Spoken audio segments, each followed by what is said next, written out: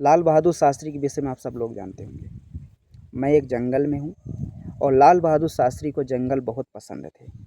तो मैं सोचा कि क्यों ना उनके विषय में जानकारी जो मैं दूँ, तो जंगल में बैठकर ही आप उनके विषय में बताऊँ आपको। तो दोस्तों, बताया जाता है कि लाल बहादुर शास्त्री भारत के उन महानतम नेताओं में से एक थे जिनकी तारीफ जितनी की जाए उतनी कम है। बहुत सादगी भरा उनका जीवन था और बहुत ही सुलझे हुए व्यक्ति थे। बताते हैं, एक बार उत्तर प्रदेश सरकार में उनको पुलिस परिवहन मंत्री बनाया गया। उत्तर प्रदेश सरकार में पुलिस परिवहन मंत्री जब वो बने, तो एक बार क्या हुआ कि बहुत ज़्यादा भीड़ आ गई थी किसी कारणवश। तो अब क्या होता है कि जैसे आप देखे होंगे कि प्रेजेंट टाइम पे अगर बहुत ज़्यादा भीड़ भाड़ वाला एरिया है और वहाँ दंगे होने की संभावना होती है, तो पुलिस लाठीचार्ज करती है। लेकिन हमारे शास्त्री जी ना सड़क परिवहन मंत्री थे और एक सड़क परिवहन मंत्री को जो करना चाहिए वो वही किए। उस भीड़ को कंट्रोल करने के लिए उन्होंने जनता के ऊपर लाठी नहीं चलवाई, बल्कि पानी की जो बौछार होती है, पानी की जो फुहार होती है, इसको चलवाया और भीड़ कंट्रोल हो गई। और तभी से आप देख रहे होंगे कि हमारे भारत में आज भी कई जगह है जब भीड़ ज़्यादा हो जाती है तो उस भीड़ को कंट्रोल करने के लिए पुलिस पानी चलाती है, लाठी नहीं चलाती। और शास्त्री जी हमारे ऐसे ही थे। बताते हैं, शास्त्री जी को भारत की बागडोर तब दी गई थी जब भारत आर्थिक और प्राकृतिक जैसी कई भीषण आपदाओं से जूझ रहा था। वैसे भारत के लिए 1960 का जो दशक था वो सही नहीं माना जाता। 1962 में चाइना और भारत का युद्ध होता है। 1965 में भारत पाकिस्तान का युद्ध होता है।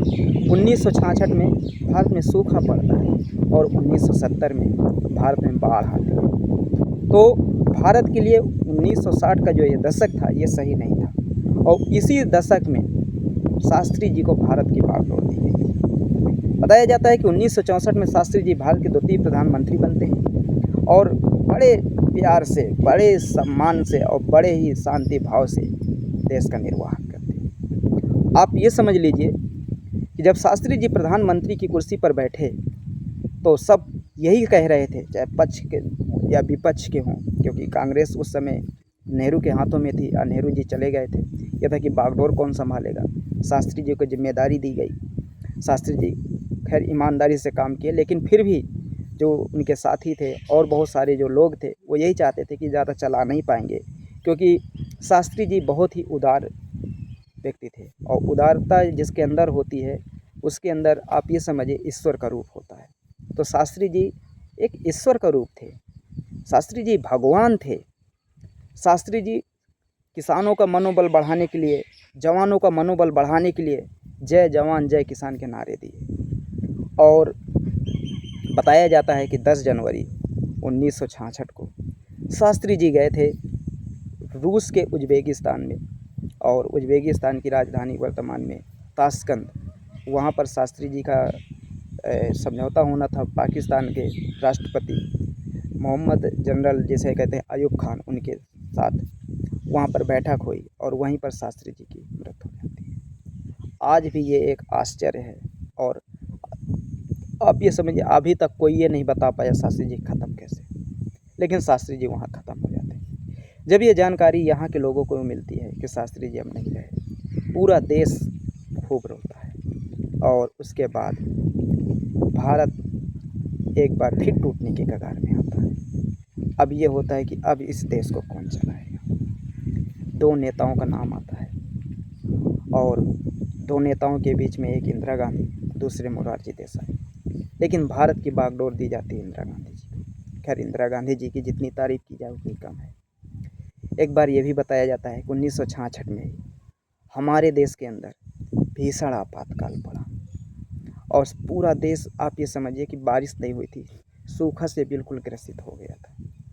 जब सूखा से बिल्कुल ग्रसित हो गया था और उस समय हमारे देश के प्रधानमंत्री लाल बहादुर शास्त्री अमेरिका से मदद मांग रहे थे, चीन से मदद मांग रहे थे, रसिया से मदद मांग रहे थे कि हमें कोई गेहूं दे दे। लेकिन उस समय दुनिया शीत युद्ध में बिजी थी और भारत को कोई गेहूं देने के लिए तैयार नहीं था। लास्ट में समय यह आता है कि अमेरिका तैयार होता है, और जब अमेरिका तैयार होता है तो पता है अमेरिका भारत को वो गेहूँ देता है जो सूअरों को गेहूँ खिलाया जाता था। जब वो गेहूँ यहाँ आता है और शास्त्री जी उस गेहूँ को देखते हैं, शास्त्री जी के आंसू गिरने लगते हैं उस गेहूँ को देख करके।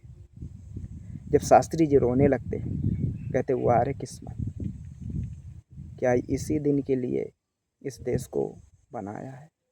खैर कोई बात नहीं, मजबूरी है, खाना तो पड़ेगा ही क्योंकि जीना है।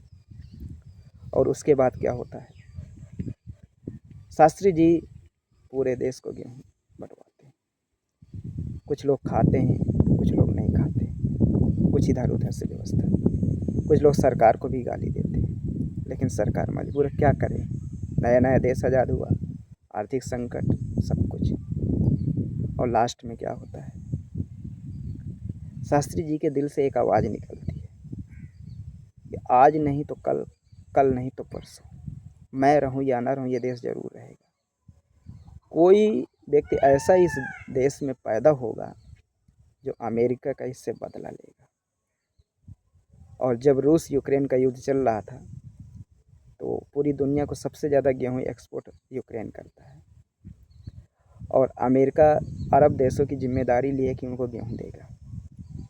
रूस से गेहूँ मिलना बंद, और हमारे देश के प्रधानमंत्री मोदी जी पूरा गेहूँ कांदला एयरपोर्ट वो सी पोर्ट पर इकट्ठा करा दिए, क्योंकि अमेरिका भारत के ऊपर काटसा लगाने वाला था।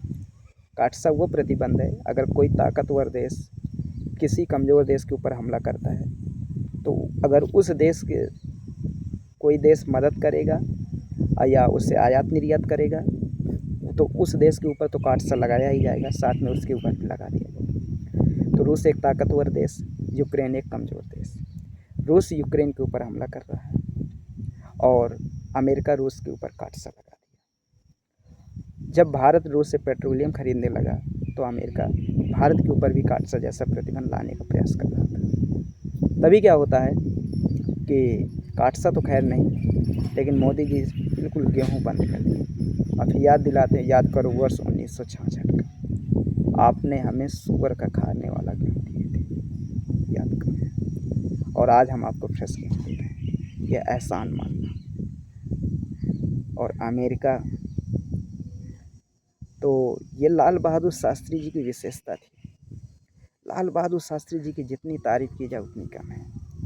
उनके जैसा अब इस देश को नेता मिलना नामुमकिन है।